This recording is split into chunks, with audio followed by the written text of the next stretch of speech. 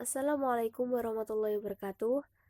Nama saya Lailatul Mahmudah dari kelas Ekonomi Syariah I. Di sini saya akan menjelaskan mengenai takhrij hadis. Langsung saja, yang pertama yaitu urgensi takhrij. Sebagai sumber ajaran agama setelah Al-Quran, hadis memiliki kedudukan yang sangat penting dalam Islam. Hadis memang menghadapi dilema seputar keautentikanya. Pasalnya, fakta sejarah membuktikan bahwa semenjak era pertama Islam sudah banyak didapati hadis-hadis palsu. Sadar akan pentingnya hadis dalam Islam, para ulama klasik bahkan sejak zaman sebelum pengkodifikasian hadis secara massal telah melakukan penyeleksian hadis dengan intensif. Mereka berupaya merumuskan konsep yang dapat dijadikan pedoman dalam menyeleksi hadis. Dengan rumusan itu, kita kenal dengan ulumul hadis atau ilmu hadis. Para pengkaji hadis dapat menentukan hadis yang benar-benar otentik dari Rasulullah SAW dan hadis yang validasi asosiasinya lemah atau doif dan yang tidak valid sama sekali atau maudhu. Selanjutnya yaitu perkembangan takhrij hadis. Takhrij merupakan derivasi dari kata khoroja yang berarti keluar, atau kebalikan dari kata dukhulun yang bermakna masuk. Kata khoroja bersifat lazim dan ketika ain fi'ilnya digandakan atau ditasjid yang menjadi muta'addi yang dengan sendirinya mengubah arti. Takhrij menurut etimologi bermakna mengeluarkan. Kita perlu menggarisbawahi ungkapan segala sesuatu yang disandarkan, sebagaimana disebutkan dalam definisi hadis di atas. Sehingga sebagai sebuah asosiasi, kita tidak mengkaji dan meneliti isi, substansi, dan materi dari ungkapan, perbuatan, dan penetapan Rasulullah. Tetapi, apakah sesuatu yang diasosiasikan kepada Rasulullah itu benar-benar dikatakan atau dilakukan atau ditetapkan oleh beliau?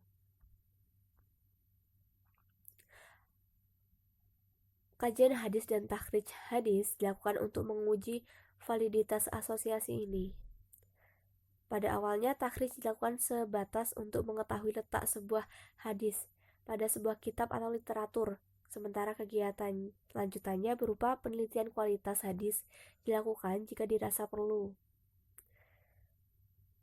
Tujuan dari kajian hadis adalah untuk diamalkan, karena setelah diketahui terlebih dahulu kualitasnya berdasarkan penilaian atas sanadnya.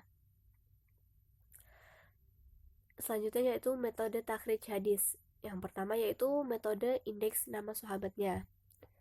Metode ini diketahui ketika nama perawi sahabatnya diketahui.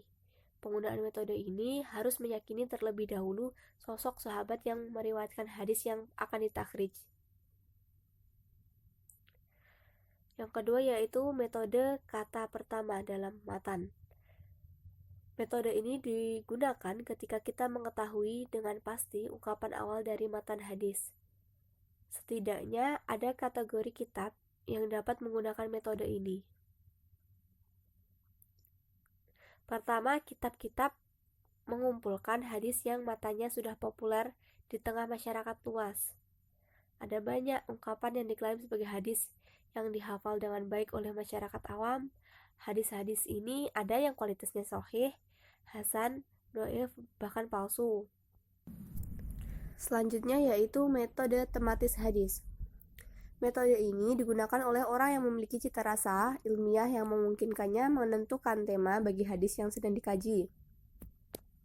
Sebagaimana kita ketahui, hadis memiliki kandungan berupa akidah, akhlak, prediksi masa depan yang berdasarkan wahyu, kisah masa lampau, norma dan pranata sosial, hukum, dan lain sebagainya. Selanjutnya yaitu metode penelusuran berdasarkan kondisi matan atau sanad. Beberapa kitab atau literatur mengoleksi hadis yang memiliki kekhasan tersendiri. Kekhasan ini bisa ada dalam sanad maupun matan hadis. Jika hadis yang dikaji memiliki ciri dan tanda kepalsuan, maka kita dapat melakukan penelusuran dalam kitab yang khusus mengumpulkan hadis palsu. Atau jika hadis yang dikaji diasosiasikan kepada Allah Ta'ala atau yang kita kenal dengan hadis qudsi. Maka kita melakukan penelusuran terhadap kitab atau literatur yang memuat hadis-hadis qudsi. Selain 3 metode atau cara di atas, masih ada 3 cara lain yang bisa digunakan untuk menelusuri letak hadis, yaitu penelusuran digital melalui internet dan bertanya kepada pihak yang dianggap bisa memberitahu letak hadis. Selanjutnya yaitu prinsip-prinsip dasar takhrij. Yang pertama, takhrij bersifat mandiri.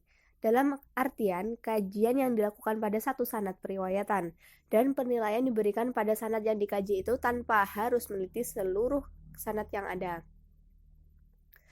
Yang kedua, sebanyak mungkin informasi terkait hadis yang ditakhrij dipaparkan. Yang ketiga, sebuah hadis seringkali diriwayatkan melalui lebih dari satu orang sahabat.